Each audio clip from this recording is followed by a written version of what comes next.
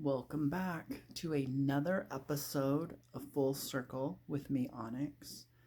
And if you've been following along recently, we are actually doing the fundamentals of magic, especially towards wizardry. So, the wizard uses thought form creation. So, anytime you're working with symbols, you're working with thought forms. Anytime you're working with words, you're working with thought forms. So,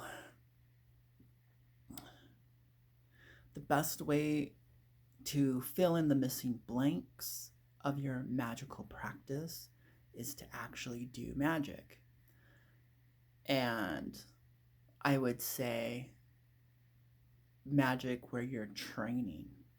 So you're learning how to condense energy, disperse energy, summons energy, release energy, and specifically with thought forms, because that's how the mind works. That is kind of like the computer language to uh, relay your information to the source of power, whatever you call that. So, and more important than the knowledge and theory is the art. And the only way to get good and understand the art is by doing. So,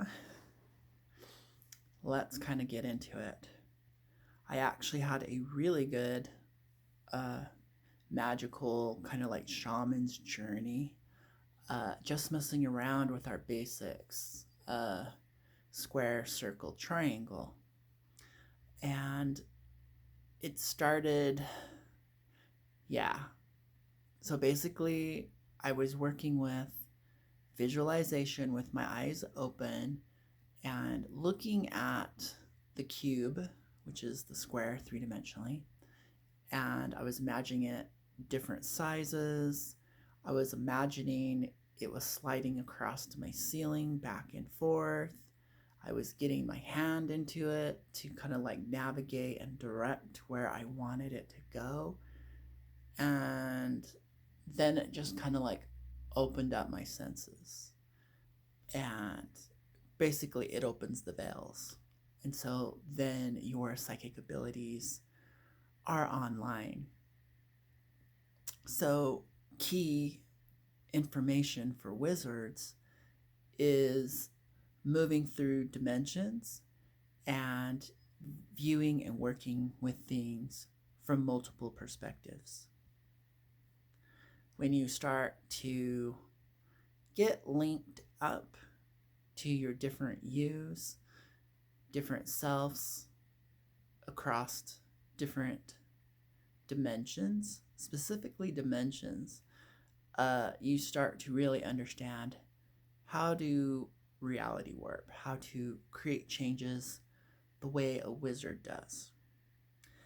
All this knowledge and ability, because all the dimensions are kind of like woven together, if you don't understand any of this and you're just going to do magic like a human being, where you're going to use a sigil, create your intention, and let it go, it's going to work. Okay? Because actually, if you're working at a 1, 2, and 3 dimension, you've still aligned the other dimensions. Anytime, so as above, so below, as within, so without. Imagine the snake eating its tail. The head of that snake is in the highest regions of creation, and the tail is at the lowest, at 1 dimension, or even a half a dimension. All the dimensions are connected. And so even if you're only able to do magic at a half a dimension, like a flat. So the reality is we live in a 2.5D reality. We don't live in a 3D reality. but our awareness does. And so we perceive it three-dimensionally. But the reality is we're like actually in a two-dimensional world. So when you're looking at cartoons and stuff, you could call that one dimension. Those beings that we create, those movie characters, those animated favorite heroes we have, they actually exist. They're as real as you are. The dimension they're occupying is like a 1.5 dimension. So they're just as valid as you are. Just throwing that out there, that your favorite characters exist, your fictional characters that you read about, they exist. You're accessing them through the medium of a screen, or you're accessing them through the medium of the written word, the language. That's the computer programming. That's the matrix that allows your consciousness to interact with them. So things get quite magical really fast. And why are we learning magic? Why is it so interesting? It's coming back for everyone. And most beings use magic. It could be called other things. Accessing your multidimensional self. But wizards have always naturally been multidimensional. So, one last bit of information. Earth, fire, wind, and water. These primordial forces work very well in the astral as portals to navigate through the ethers, through the upper dimensions, through the lower dimensions. When in doubt, when you're stuck, use those resources. So someone who is more dense, as in heavier into the planes, more on the earthier side, physicality of things, they're more solid. Their energy hits harder. So someone who has earth in their chart, when they send out an energy blast, a psychic attack at you, you feel it physically pretty hard because they're able to utilize the physical plane and the element of earth. And because earth gives structure to things and density to things. And so that could be an important note for some of you who are more higher dimensionally focused and your psychic shields aren't holding, your intentions aren't strong. Spend more time with the earth element to strengthen and make solid your intentions, your thought forms, that which you are creating. If you feel too earthbound and stuck, start to gain flexibility of water, transparency of water and air, and weightlessness of air, and neutrality of air and water. So water is kind of reactive, and air is volatile. Fire is extremely so the other elements are more reactive and volatile, responsive, quicker. So the fastest response is fire, relating to the higher realms and also relating to consciousness itself, to summons, to invoke and banish fire. But for travel, air, and when you are stuck, water. To disintegrate, to move in between the cracks, water. So my meditation today, I'm usually working with space /air/sky, That's been a big fascination for me lately, uh, especially because I'm working into the cosmos as a natural wizard would do, kind of not of Earth. But I was like, let's play with water. Let's play with moving in between things.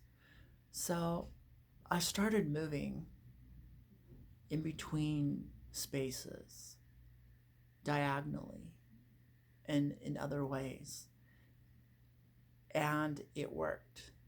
And I ended up going on this really powerful shaman's journey for 20 minutes, drug free, by my altar.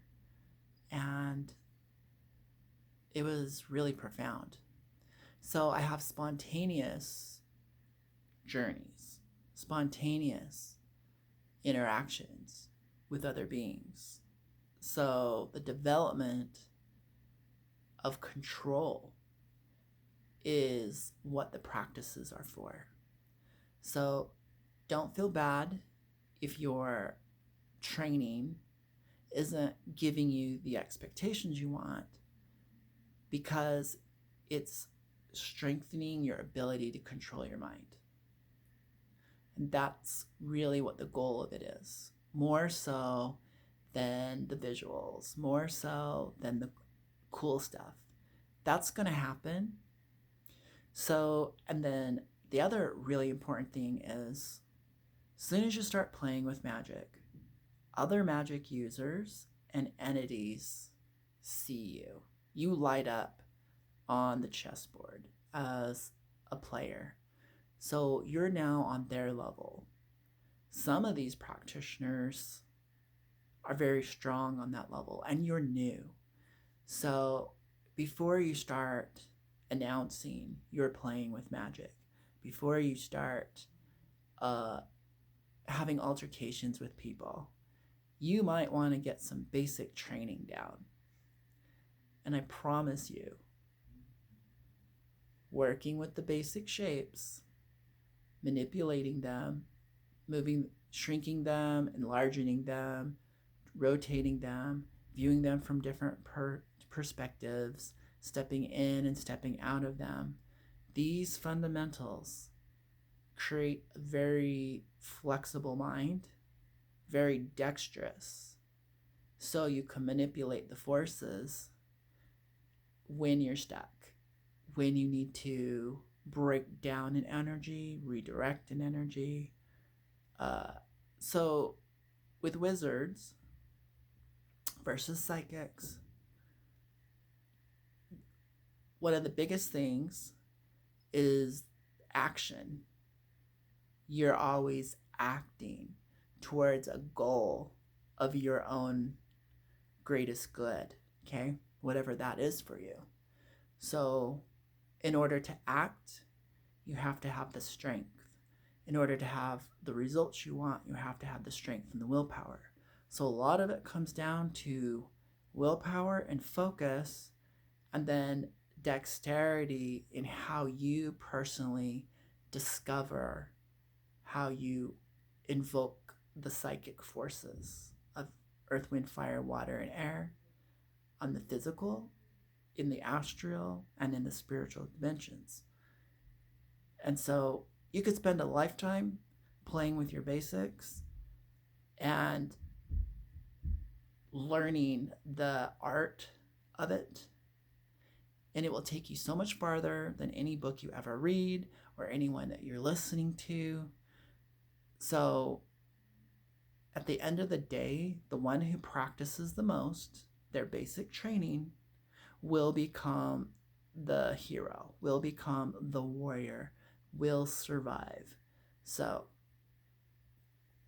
that is all I really have to say on this. And I don't know if I'll make any more videos on the development because it's all in there. That's not for everyone.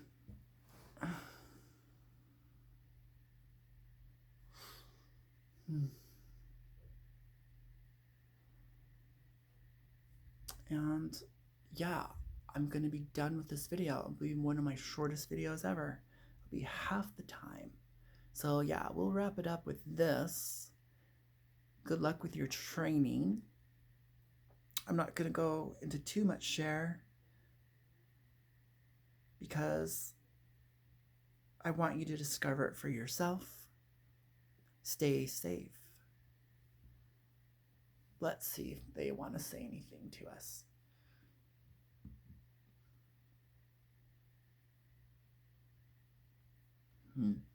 That's good.